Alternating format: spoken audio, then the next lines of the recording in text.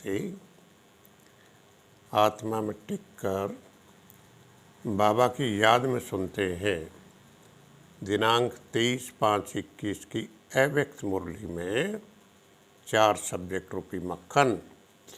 Revise date है 10/1/88।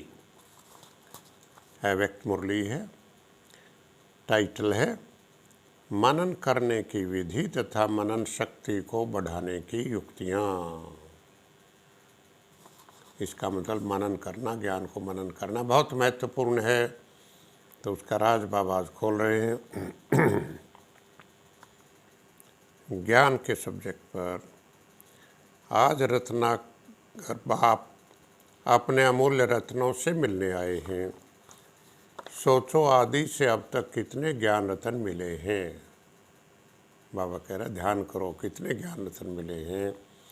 ज्ञान पढ़ाई भी है, ज्ञान लड़ाई के श्रेष्ठ शस्त्र भी हैं। माया से हम लड़ाई करते हैं ज्ञान शस्त्रों से। यह है ज्ञान का मूल्य। मूल्य को जानना अर्थात कार्य में लगाना। मूल्य को जान लिया, कार्य में नहीं लगाया तो बाबा उसको मूल्य नहीं मानता है।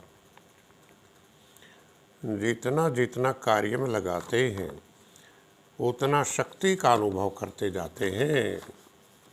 योग के सब्जेक्ट पर स्वदर्शन चक्रधारी बनना अर्थात है नॉलेजफुल पावरफुल स्थिति का अनुभव करना।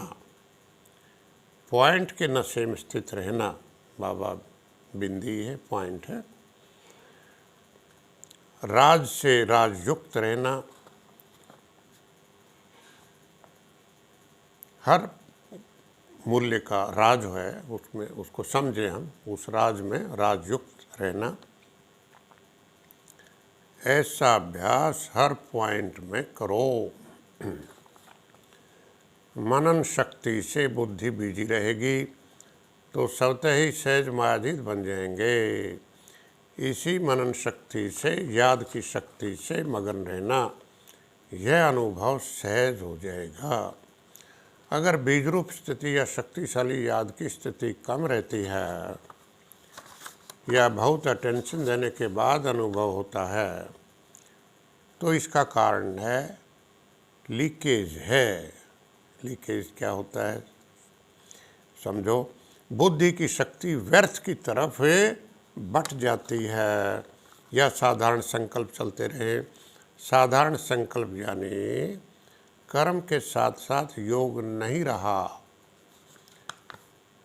कर्म करता बने लेकिन कर्म योगी नहीं बने। वरदान तोड़ना, मोड़ना और जोड़ना, इन तीनों शब्दों की स्मृति द्वारा सदा विजयी भाव। सारी पढ़ाई और शिक्षाओं का सार ये 3 शब्द हैं। नंबर 1 तोड़ना किससे? कर्म बंधन तोड़ने दो। अपने संस्कार स्वभाव को मोड़ना है। और जोड़ना क्या है? तीसरा एक बाप से सर्व संबंध जोड़ने हैं।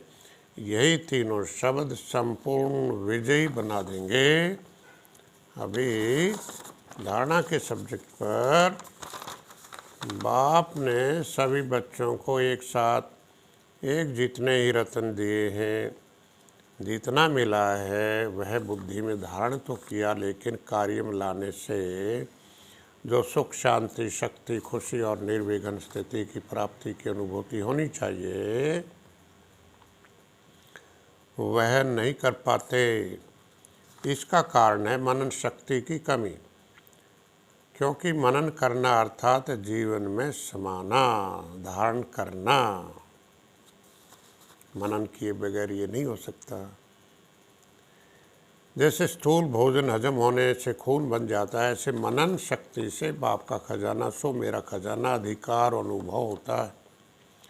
बाप दादा पहले भी सुनाते आ रहे हैं, अपनी घोट तो नशा चढ़े। हर पॉइंट पर मनन करें, उसको समाएं। सिर्फ रिपीट नहीं करना है, लेकिन हर पॉइंट का राज क्या है।